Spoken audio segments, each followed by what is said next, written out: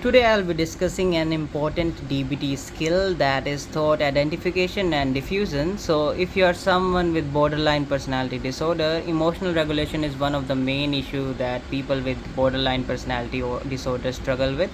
And we don't realize how much our thoughts have an impact on our emotions, because most of the time when you think about something either subconsciously or unconsciously, that thought then triggers an emotion. So if I give an example, I am thinking in my head, I am a loser, I am a failure, then the associated emotions will be of depression. So if you are able to exercise your control in choosing what emotion or thought you pay attention to, then you can fine tune this and not be impacted in such a severe manner.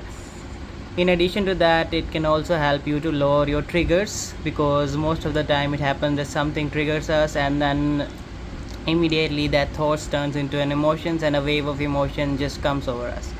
So for that, there are two exercises.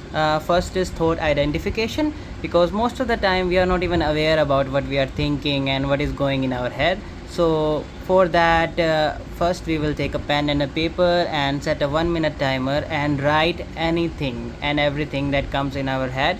Always remember that everything is acceptable, you can't deny anything, and whatever comes to your head, we will write it on a piece of paper. So this will do one thing, that it will increase our awareness of the thoughts, and if we are aware about something, then we can exercise a choice to not let it impact us.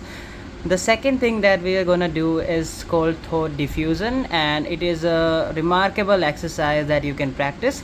So in the second thing, what you're going to do is sit still and imagine a comfortable place, anything from hilly mountains to a sea, anything you're comfortable with. And once you are aware of your thoughts, the task is to imagine them as clouds floating over your head and slowly moving away. Now, one thing that is important is not to judge them.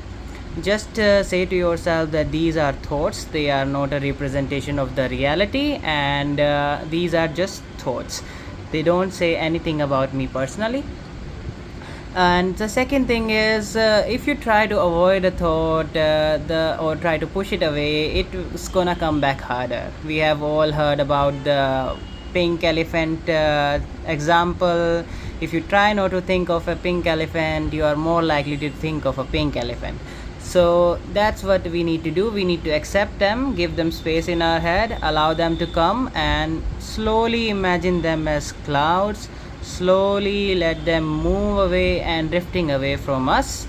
And if you practice it enough, what it will do is, first it will increase your tolerance of a lot of thoughts, because most of the times we are not comfortable with a lot of thoughts. And second, it will do is that it will create a gap between our mind and the thoughts, because since we are imagining the space between the us and the thoughts, as because the thoughts are floating as clouds, so it subconsciously creates a gap from us and our thoughts. So most of the times we have seen that we are engulfed by our thoughts and totally drowned in them, so that thing won't happen. The other thing is, it also gives you an intentional choice in what thoughts you want to stick to and what thoughts you want to let go.